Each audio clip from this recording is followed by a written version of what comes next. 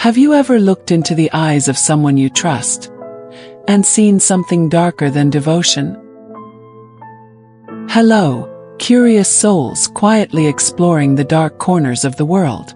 I send you my best wishes, but can peace really exist in a world where love can turn into a sharp blade, and greed can lead people to terrible crimes? Today, I invite you to step into a chilling story where a noble lady, known as the Princess of Bangalore, was betrayed by the person she loved the most. Have you ever wondered what secrets are buried behind the glamorous doors of the upper class? Cast your mind back to Bangalore in 1991, a city of glamorous mansions and deadly intrigue. This is the story of Shekhara Khalili, a wealthy heiress, granddaughter of the prestigious Diwan of Mysore, who was tricked, poisoned, and buried alive in her own courtyard by her husband, a self-proclaimed god. A wooden coffin, a tulsi plant that hides evil, and ghostly whispers from beneath the earth. Prepare yourself, for the darkness beckons, and what you are about to hear may cause you to look at those closest to you with suspicion. Imagine Bangalore in 1991, a city in transition between the quaint beauty of colonial mansions and the hustle and bustle of modern India. It is where the elite congregate, where lavish parties at Richmond Road mansions mingle with secret intrigue in the shadows. In that halo, a figure stood out like a fairy tale queen. Shekhara Khalili, born in 1947 in Chennai, granddaughter of Sir Mirza Ismail, the famous Diwan of Mysore, Jaipur and Hyderabad. With her chiseled face, regal bearing, and smile that could melt anyone's eyes, Shekhara is the epitome of elegance and power. According to the Indian Express, she grew up in a wealthy Indo-Persian Muslim family, was educated in Singapore, and has a passion for architecture from her ancestor Aga Ali Asgar, who built Bangalore's iconic buildings. In 1965, at the age of 18, she married her cousin Akbar Mirza Khalili, a distinguished diplomat of the Indian Foreign Service. They had 4 daughters, Zibunda, Sabah, Rehain and Ismath. But their marriage was stormy, with Akbar's frequent business trips away from home, from Baghdad to Paris, leaving Shekhara often lonely. She found solace in real estate development in Bangalore, where she built a multi-billion rupee property empire. But Shekhara's heart, though strong, harbored a deep longing, the desire for a son, a dream she believed would complete her life. According to the BBC, friends described her as a glamorous, lively woman who loved classic cars and lavish parties, but also a vulnerable soul who sought deep connection. It was that loneliness that led her to a man who would change her fate forever. Murali Manohar Mishra, aka Swami Shraddhananda, a self-proclaimed spiritual master with deep eyes and words as sweet as honey. According to Times Now, Shraddhananda was a school dropout from Madhya Pradesh, but had a talent for psychological manipulation, making Shekhara believe that he could bless her with a son through mystical powers.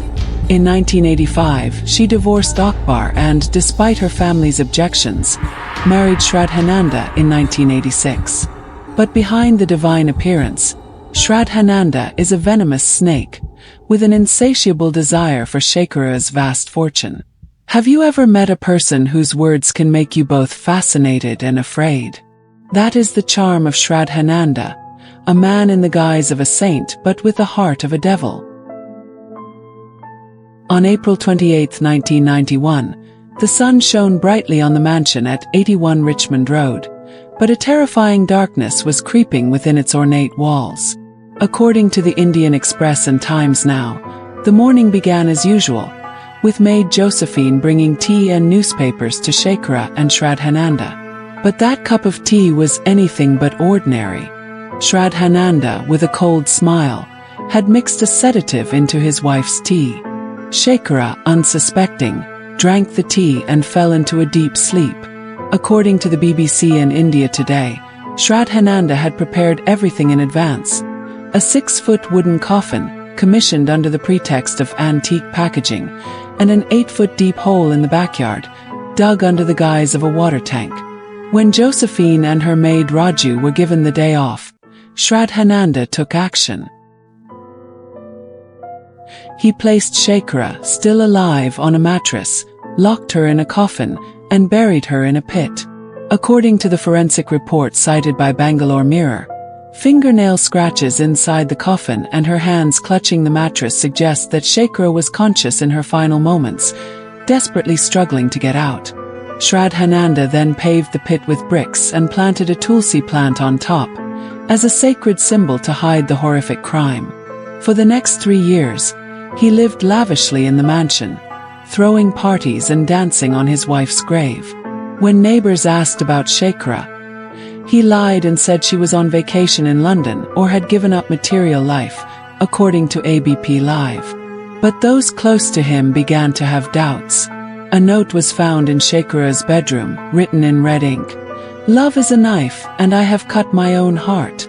Newspapers such as The Hindu called it the most horrific murder in Indian history, with sensational headlines about a noblewoman buried alive by her husband. Some witnesses have reported hearing ghostly whispering from the villa's backyard at night, as if Shekhara's spirit were calling for help from underground. Did Shraddhananda really act alone, or was he guided by a darker force? The question haunts Bangalore to this day. The investigation began in a stalemate when Shekhara's second daughter, Sabah, noticed that her mother had stopped communicating after April 28, 1991. According to the Indian Express, Sabah, a Delhi-based model, repeatedly asked Shraddhananda about her mother, but received only vague answers. She is in London, or she is in seclusion. In 1992, suspicions growing, Sabah filed a complaint with the Ashok Nagar police station, Bangalore. But Shraddhananda, with the cunning of a master manipulator, misled the police for 3 years. According to Times Now, he lived like a king, hosting parties in the mansion, while the Shekhara family desperately searched for the truth. The turning point came in March 1994, when a policeman named Mahadevaya, while drinking with the maid Raju, heard a shocking confession. Swami had buried his mistress in the yard. The Bangalore Crime Central Police, under the direction of Commissioner P. Kodandaramaya, launched a secret investigation. According to the Bangalore Mirror, on March 30, 1994, they dug up the backyard of the mansion and found Shekhara's skeleton, still clutching the mattress in the wooden coffin. The forensic report, cited by the Tribune, confirmed she was poisoned with a sedative and had signs of scratching, suggesting she was buried alive. The case marked the first time India used DNA testing and exhumation video as evidence. Some tabloids, such as Midday, circulated theories that Shraddhananda belonged to a secret society in Madhya Pradesh, and that the murder was an occult ritual to seize property. An investigator recounted that, during the excavation, they saw the figure of a woman in the villa window, with lifeless eyes and a fluttering silk scarf, even though the house was sealed. A mysterious letter was found in Shraddhananda's safe, which read, "Property is a curse, and blood will pay." According to the BBC, Shraddhananda's motive was greed. He had taken control of Shekhara's assets, worth 600 crore rupees, through a trust in 1987. But is that the whole truth? Or is there a darker secret still hidden? The Shekhara Khalili case remains a stain on Bangalore's history, a tale of greed, betrayal, and horrific death. According to India Today, Shraddhananda was sentenced to death in 2005, with Judge B.S. Totad stating, "This murder created fear in the family and the community." When they discovered a diary, Shekhara's own words, hidden in a locked drawer. The diary entries spoke of growing fear. "He watched me too closely. I feared his pity more than his rejection." Her handwriting became frantic, her last line scrawled, "I must escape before he buries me alive." As the judge reviewed the diary, tears streamed down the faces of Shekhara's daughters in the courtroom. The story of sacrifice was shattering. The calm exterior of Shraddhananda, his lawyer, tried to dispute the diary's authenticity, but handwriting experts confirmed its origin. The case was closed. No more drama. No more divine illusions. Just the weight of the evidence, the echo of a woman's scream, and the brutal truth. Shekara Khalili was dead, buried alive, by the man who had once claimed her as his spirit wife. The final argument began. The prosecution urged the court not only to convict, but to remember. Shekara's death was a deliberate act of cruelty. Burying her alive was a betrayal of trust. Her daughter's suffering was part of his evil plan. Shraddhananda begged for mercy, pleading mental instability, a state of trance gone wrong. The judge's gavel rang out, echoing throughout the silent courtroom. Outside, India held her breath. On the morning of the verdict, the Bangalore court stood under a grey sky, as if the sky itself had stopped to witness the verdict. Inside, every seat was packed. Press, family, and strangers drawn by the gravity of the case. Shekara's daughters sat in the front row, their hands clenched, their faces pale with grief and determination. And on the dock, Murali, now simply Gurdip Singh, meaning a spiritual warrior, sat not in saffron robes, but in the silence of solemnity before the verdict. The judge walked in. The whole courtroom held its breath. In the case of State Law v. Gurdip Singh, aka Swami Shraddhananda, the judge began in a steady, solemn, deliberate voice. This court finds the accused guilty of premeditated murder. A gasp echoed throughout the room. And sentenced the defendant to death. The hammer fell like thunder. And with it, India breathed a sigh of relief. Shekara's daughters wept, not out of hatred, but out of the sweet justice their mother had been denied in life. But the story doesn't stop there. Shraddhananda's legal team filed an appeal. Years passed. The death sentence was upheld by the Karnataka High Court in 2005, and then by the Supreme Court of India. However, in 2008, in a controversial move, citing his age and the lengthy nature of the proceedings, the President of India commuted the death sentence to life imprisonment. Nowadays, Shraddhananda is still alive, still breathing, still reading the Bible, but far removed from the light of public devotion he once craved. Shekara Khalili, by contrast, rests on the family estate. Her grave now visited not out of fear, but out of nostalgia. September 2022, 81-year-old Murali petitions for clemency, but is rejected by the Supreme Court. 2023 4-part documentary series Dancing on the Grave is released based on Ms. Shekara's case. But the mystery remains unsolved. Why did Shekara, an intelligent woman, fall into Shraddhananda's trap? Is there really a curse haunting the mansion at 81 Richmond Road, as the media has rumored? Shekara, the Princess of Bangalore, has become a victim of blind faith, a spirit imprisoned in the very house she loves. Have you ever wondered if those closest to you are hiding a deadly secret? Let's start with what you, the viewer, can take away. Not as a passive recipient of a dark story, but as a thinking, feeling human being, living in a world where stories like this still happen behind gates, behind beliefs, behind silence. Firstly, never confuse charisma with personality. Swami Shraddhananda spoke with spiritual serenity. He exuded enlightenment. But behind that facade lay manipulation, ambition, and a terrifying capacity for isolation and control. In today's world, where influencers speak from glossy screens, where spiritual guides and gurus promise healing, be wary. Ask yourself, does this person enlighten or obscure you? Does he or she empower you or demand that you surrender your will? Because charm can soothe and suffocate. Monday, listen to your insecurities. Shekara's daughters sensed the change. They read the letters.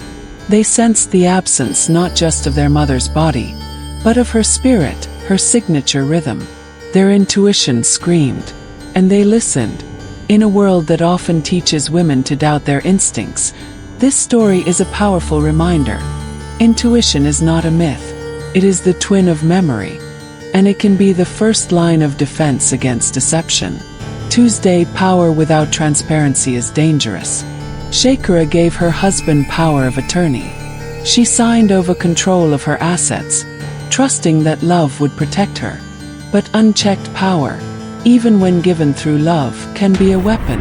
In families, businesses, marriages, make sure transparency flows both ways. Don't fear accountability. fear its absence. Wednesday, silence is an abuser's greatest ally. For 3 years, Shakira was missing. Her killer told everyone she was fine, meditating, traveling. And because he said it calmly, because no one heard her screams, he was believed. This is how so much evil persists. Not because the truth is hidden, but because people refuse to see it. If something feels wrong, speak up. Even if it means being labeled rude, dramatic, or paranoid. The price of silence is often someone else's life. And fifth, legacy is not what we leave behind. It is what we share with others. Shakira's death was not her final act. Her daughters refused to let her fade away. Through legal reform, public speaking, and funds established in her memory, they turned their grief into protest. And in doing so, they remind us all, we do not die when our hearts stop beating. We die when our stories stop being told. And so here we are, the end of a journey through marble halls and buried pain. But we do not end in despair. We end in determination. Let us remember Shakira not just as a victim, but as a symbol. A rebirth in the midst of life, a courage to put on silk, a woman who dared to love again, even when the world told her she couldn't. Let us say her name, not with pity, but with reverence. Shakira, name of power, a life well lived, a death that demands we be better. And now, for those of you watching this video, what do you take away from this? Do you wonder about overly soft voices? Do you believe in your insecurities even when others dismiss them? Do you speak up when it is easier to remain silent? If you find truth in this video, if you feel the weight and magic of this story, please take a moment. Please like, subscribe to our channel, and share your thoughts below. What moved you? What scared you? What will you remember?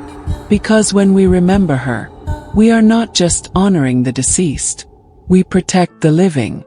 And in a world that often forgets too quickly, your voice could be the voice that saves the next Shakira. Thanks for watching.